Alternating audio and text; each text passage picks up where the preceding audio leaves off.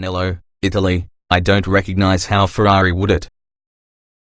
For years I've been arriving at Italy to test drive the newest V12 magnum opus through the house in the prancing horse, and each and every time I think, wow, how could a front-engine V12 race car possibly get any better? And then Ferrari goes straight out and produces a better one. Back in 2006, it turned out the 599 GTB, which back then I dubbed perhaps the optimum all-around Ferrari ever. Then, this year, I tested the fire-breathing 599 TO at Italy's Mugello race circuit, and came away practically foaming with the mouth. The GTO was, I wrote, the best fancy car I've ever driven. Last year it turned out the 4-passenger GTC4 Lasso, which I called an all-wheel drive Formula 1 car with way comfier seats. I mean, how does one top a car that can go 208 miles per hour and easily accommodate 4 adults in luxurious, leather-lined splendor? Well, Ferrari recently done it. Again. Behold the Ferrari together with the silliest, most childish, and absolutely coolest name ever, the 2018 812 Superfast. Officially, the name can be an homage towards the 4.9 Superfast on the 1950s, Ferrari getting all gushy and sentimental since it celebrates its 70th anniversary this current year. But forget that and just repeat the name again, Superfast. There hasn't been a much more descriptive and honest moniker to get a product since Sugar Pops. Replacing the F12, the Superfast is, put simply, the quickest, most effective regular production Ferrari available, and, no, the LaFerrari was not a regular production car. It matches the LaFerrari's V12 in horsepower, tops it in torque, and obliterates the already stupefying special edition F12 TDF. Seatbelt fastened, tray table within the upright and locked position? Good, because here come the numbers, 0 to 60 miles per hour in only 2.9 seconds. Top speed, 211 miles per hour when it passes you at full tilt. The Superfast emits a shockwave that cold cocks your cerebellum and does a J Clamotta for your kidneys. All of a sudden you are looking for the nearest men's room. Though in line with the 6.3-litre unit from the F12, the Superfast's naturally aspirated 6.5-litre V12 is 75% new. In addition to your increased displacement, using a longer stroke, the Superfast's engine includes a new crankshaft, new con rods, a brand new piston design, and a much more robust crankcase. An all-new injection system operates at a lot more than 5,000 psi and incorporates smaller injectors to supply smaller fuel droplets, improving combustion. A new cylinder head with revised cam profiles and new inlet and exhaust valve designs increases the flow coefficient by 8% above the F12. As before, the engine sports variable geometry intake tracks, but they've been improved with wider throttle valves plus a larger diameter air inlet, among other refinements. The result is staggering output, 789 horsepower at 8,500 revolutions per minute and 530 pound-feet of torque at 7,000, with 80% on the ground available by 3,500 revolutions per minute. To clear up any confusion, the 8 inside the car's name means its creation of 800 metric horsepower. Remarkably, given its astounding brawn, the Superfast produces far fewer CO2 emissions than its V12 predecessors. The engine breathes out through 6-into-1 exhaust manifolds with exhaust pipes optimized to boost the V12's legendary scream. At its 8,900 revolution per minute radar line, the Superfast will make a Navy SEAL dive for cover. Ferrari's F1 7-speed dual-clutch automatic returns, but it's been beefed up for Superfast duty. The gear ratios happen to be lowered by about 6% to enhance acceleration, while faster responding paddles and improved torque management have reduced shift times by 30%.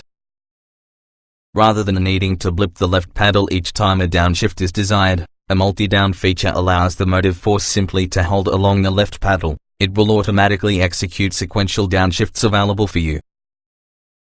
The chassis receives the most significant upgrades of on board are a fresh, second-gen version of Ferrari's virtual short wheelbase, aka rear wheel steering, a 5th-gen addition on the maker's side, a slip control, and Ferrari's first ever using electronic power steering. The EPS system allows digging in 2 unique features: Ferrari Peak Performance, FPP, and Ferrari Power Oversteer, FPO. FPP is intended to increase the driver's ability, by varying steering wheel torque, to sense if your car is approaching its cornering limits, while FPO modulates steering torque when exiting turns under throttle, guiding the motorist into making the correct inputs to counter any oversteer. In practice, both systems are essentially transparent. You don't feel them working per se, rather, you sense, though your fingertips, this is what I should do using the wheel. FPO is especially effective, almost as should you have a ghost driver riding along with you to help steer the vehicle back in line if the tail steps wide. Tires, either Michelin's or Pirelli's, are identical size as about the F12 DDF, 275/35 ZR20S beforehand and 315s with the rear. Inside the gorgeous alloy wheels lie Brembo Extreme brakes, a similar bind is found about the LaFerrari Ultrac R. Ferrari claims stopping performance from 62 miles per hour has improved by 5.8% in the F12. To repeat the Superfast is of interest is like saying Tom Brady is really a decent QB. Designed in-house, the Superfast is actually dripping in beauty and curves and sex appeal. Yet around and beneath that lust-inducing exterior, lots of aerodynamic magic is at work. Compared together with the F12, drag coefficient is reduced by roughly 3–4%. Underneath, the Superfast channels errors astutely for an F1 car, capturing and funneling the flow with near-surgical precision to relieve drag while simultaneously improving downforce. Above 124 miles per hour, passive front flaps, by using a calibrated elastic spring, open to lessen drag. On the rear, electrically operated flaps do exactly the same. Also improving downforce is definitely an integrated rear spoiler 1.2 inches taller than about the F12 and F12 TDF. The Superfast's cockpit is often a sublime combination Italian style and astute ergonomics. There is no large central screen, its presence being dubbed improper for this sort of performance-focused machine. Rather, all nav, vehicle, and infotainment data is delivered by smaller screens all around the large analog tack in front with the driver. New seats fit being a Bryony suit, while a different steering wheel design feels great from the hands while placing important controls, like the Manettino dial for picking drive modes, in quick reach. Contrasting saddle leather trim round the instrument cluster looks lovely but, unfortunately, reflects badly to the windshield. As around the Lusso, the passenger can begin to play his or her own system's monitor, the higher quality to keep a watchful eye on what the driving force is doing with those 789 ponies. Among the available options really are a telemetry system in line with the LaFerraris, plus a premium 12-speaker audio setup. Before lapping Ferrari's private 4-in-0 race circuit, I spent several hours powering the Superfast throughout the hills and valleys around Maranello for a lot of real-world impressions. My test car was wearing a fresh shade, Rosso Setantani, a darker, bloodier red paying homage to hues seen on vintage Ferraris and often included in Ferrari's 17th celebrations. First take, wow, is that this a polished piece? I lay out initially in sport mode, anticipating just a little jostling on the broken asphalt seen on so many of Italy's roadways. It didn't come. Instead, the Superfast almost glided higher than the rippled pavement, hovercraft-like, never losing composure or crashing on the rough stuff. I switched into race, yet still the ride was perfectly acceptable, very firm, yes, but compliant enough. What's particularly magical around the Superfast's ride quality is its served program phenomenal cornering power and response. It hangs on towards the tarmac harder than the usual toddler being stripped of his popsicle. It doesn't understeer. It doesn't step out with the rear, if you do not want it to. It just bites, leans a tad, and powers through bends fast horse low. Despite being electrically actuated, the steering manages to supply good tactility over the wheel. cornering forces build naturally, and also your fingers feel a lot of road info. The rear wheel steering really isn't a thing. All you could notice in the helm is super quick turn-in. The Superfast wastes no motion, lags in the response is generally not very. Everything is today and here and hardwired on your brain and hands. Gunning the Superfast through Italy's tight, twisting two lanes, the passing vistas peppered with brick farmhouses and dark castles and tiny villages with old men in patio chairs waving from storefronts, I experienced an epiphany.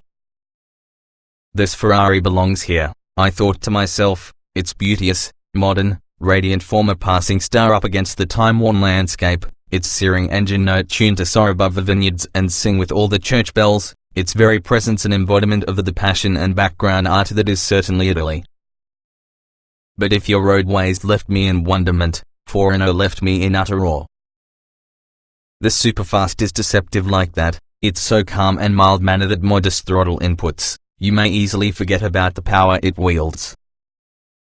Then you stand about the gas on 4.0's main straight and it's all that you can do today to hang on. The V12 revs almost maniacally, especially above 7,000 revolutions per minute, the place that the surge of acceleration has almost otherworldly proportions. Your helmet bangs from the headrest sends you to click over lightning upshifts. That's cream. It's intoxicating, addictive, electrifying, fantastic. In fact, the Superfast is really strident at max revs. During one section in the circuit I was told to lift off, lest the exhaust note disturb the inhabitants of some apartments overlooking the track. Equally as incredible as the ability to make speed would be the Superfast's proficiency at erasing it. At the end from the main straight, I stood within the Brembos and the auto all but stopped in their tracks. The next lap I braked way later, however easily slowed without overstepping the turn-in point. 3 quick downshifts, into second gear, then squeeze around the gas again to get a long, increasingly fast right-hander. 4.0 isn't a really fast circuit, but it can be a technical one, requiring strict attention to your racing line, some unusual braking points, and absolute concentration. The wall or perhaps ugly drop-off can be only a few feet away. Yet the Superfast chewed in the track as being a honey badger using a termite mound, ferociously, purposefully, as though utterly unacquainted with anything else. Nevertheless the tarmac straight ahead, they're being eaten. Lapping at speed from the Superfast was completely exhilarating yet involved no theatrics, no scary moments as well as any sense that the vehicle was being overly taxed. The Superfast made lapping at warp speed something of ease and poise and grace. There is nothing it doesn't do in order to near perfection and to your nth degree. I've learned my lesson. I'm not going to repeat the 812 Superfast, maybe the greatest V12 Ferrari of time, though, wink, wink, this could be. As history has proven, something a lot more mind-blowing will probably be already brewing behind the gates at Maranello HQ. What comes next, though, will probably incorporate some almost hybrid powertrain. Indeed, the Superfast could prove to become the last of Ferrari's big, naturally aspirated V12 road rockets. Which leads me to finish with this: I cannot possibly create a better approach to take.